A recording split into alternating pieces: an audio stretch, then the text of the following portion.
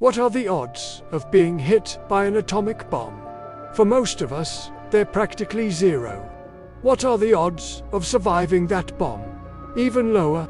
But what about the odds of being at ground zero for the first nuclear strike in history, surviving it, dragging your burned body onto a train, and fleeing to the exact city where the second bomb would drop just 3 days later?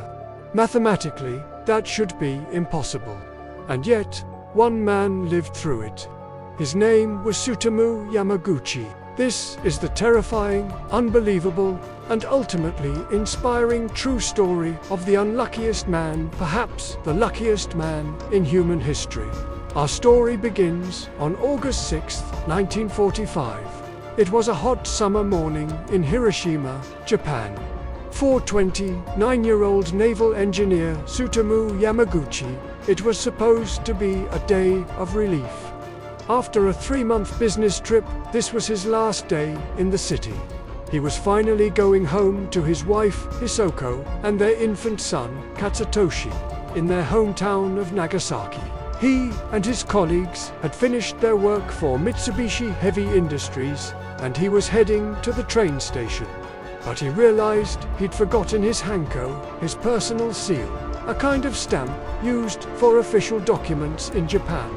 He turned around and started walking back to the shipyard to retrieve it. This small, seemingly insignificant decision would change the course of his life and seal his place in history. As he walked, he heard the faint, distant drone of a single aircraft in the clear blue sky. It was a B-29 bomber, the Enola Gay. He looked up, his eyes tracing its path. He saw something detach from the plane, 2 small objects drifting down under parachutes. He didn't know it yet, but he was staring at scientific instruments that accompanied the world's first atomic weapon used in warfare, little boy. A uranium bomb with the power to erase a city from the face of the earth. He was just under 2 miles from its intended target. And then, in an instant, the world tore itself apart. A blinding, silent flash of magnesium white light filled the sky. A light so intense it felt like 1,000 suns exploding at once. The force of the blast was immense. It picked Yamaguchi up, spun him through the air like a leaf in a hurricane, and slammed him down into a potato patch. The sound came next, a deafening roar that shattered his eardrums. For a moment, everything went black. When he slowly regained consciousness, the world he knew was gone. The bright morning sun had vanished, replaced by an unnatural twilight. The sky was choked with a towering, churning column of black smoke and dust, the now infamous mushroom cloud, blotting out the light. The city of Hiroshima, a vibrant hub of over 300,000 people just moments before, had been instantly incinerated, flattened, and converted into a smoldering ruin of dust, debris, and fire.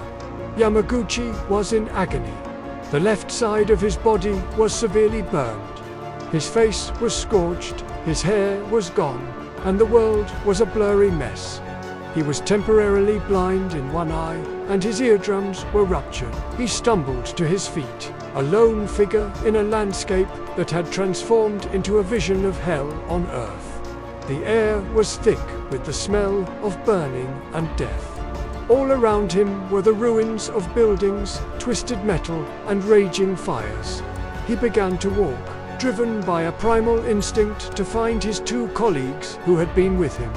As he moved through the surreal wasteland, he witnessed sights that would haunt him for the rest of his life. He saw what he later described as ant-walking alligators. People so badly burned, their skin was peeling off in sheets. Their bodies blackened and swollen, staggering silently through the ash. They no longer looked human. The rivers were choked with bodies. It was a silent apocalypse. Somehow, amidst the chaos, he found his 2 colleagues. They too had survived, though they were badly injured. Together, the 3 men found an air raid shelter where they spent the night, listening to the crackle of the dying city and the faint cries of the injured. But even in this nightmare, one single, powerful thought consumed Yamaguchi's mind. I have to get home. I have to see my family. The next day, driven by this singular purpose, he made his way towards the train station. It seemed like an impossible journey. He had to cross rivers filled with corpses and navigate streets that no longer existed.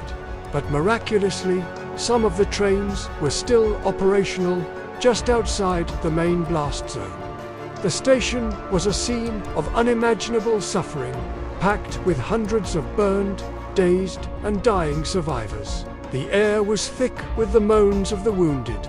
Yamaguchi, wrapped in bandages, boarded one of these ghost trains, a carriage full of the living dead, all seeking escape. He was heading south. He was heading to Nagasaki, his hometown. In his mind, it was a safe haven, a sanctuary where he could escape the horror, where he could heal, where he could finally hold his wife and child in his arms again. He had survived the end of the world. He thought he was escaping the nightmare. He had no way of knowing he was riding a train directly towards the second target on America's atomic list. On August 8th, Yamaguchi's train pulled into Nagasaki. He was weak, feverish, and in immense pain. He went to a local hospital, but the doctors, who had never seen burns like his, were baffled. The old friend he saw at the hospital couldn't even recognize him. Covered in bandages, looking like a mummy, he finally made it home. His wife and mother were horrified at his appearance, but overjoyed that he was alive. Despite his horrific injuries, on August 9th, just 3 days after the Hiroshima bombing, Tsutomu Yamaguchi dragged himself out of bed and reported to work at the Mitsubishi office in Nagasaki. He had to report to his director what he had witnessed. He felt it was his duty. He walked into his boss's office, a ghost wrapped in white gauze.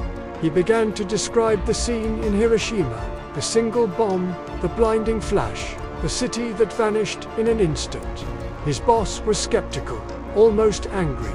"One bomb," he exclaimed, "one bomb destroyed a whole city. That's impossible. You're an engineer, you should know better. You are crazy." At that precise moment, 11:02 a.m., the word crazy hung in the air. The room was once again flooded with that same familiar, unearthly white light. Yamaguchi instinctively dropped to the ground, a split second before the shockwave hit. The windows shattered, sending glass flying through the office. Fat Man, the second atomic bomb, a more powerful plutonium device, had just detonated over Nagasaki. The force of the blast threw Yamaguchi across the room.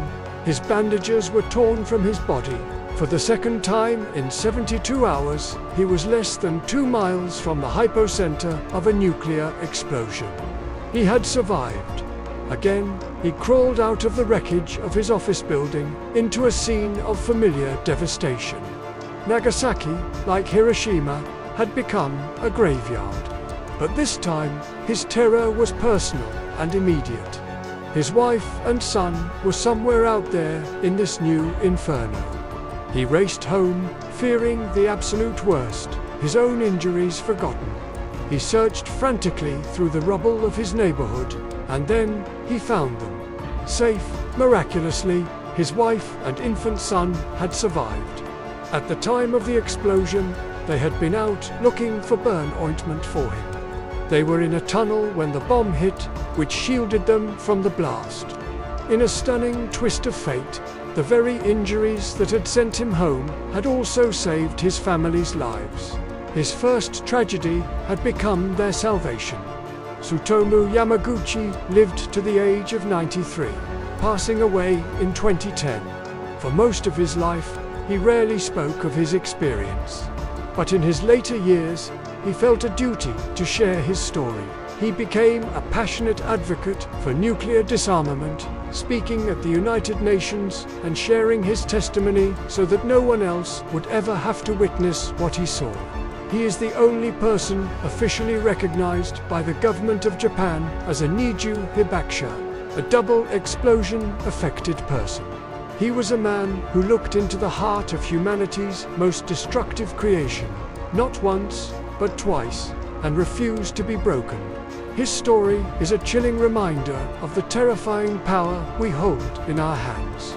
But it's also a powerful testament to the resilience of the human spirit. In the face of absolute, unimaginable destruction, the simple, burning desire to go home, to protect one's family, the human will to survive, can be the most powerful force on Earth. Tsutomu Yamaguchi saw the end of the world twice, and he chose to live. Thank you for watching. If this story moved you, please consider liking this video and subscribing for more incredible stories from history. See you next time.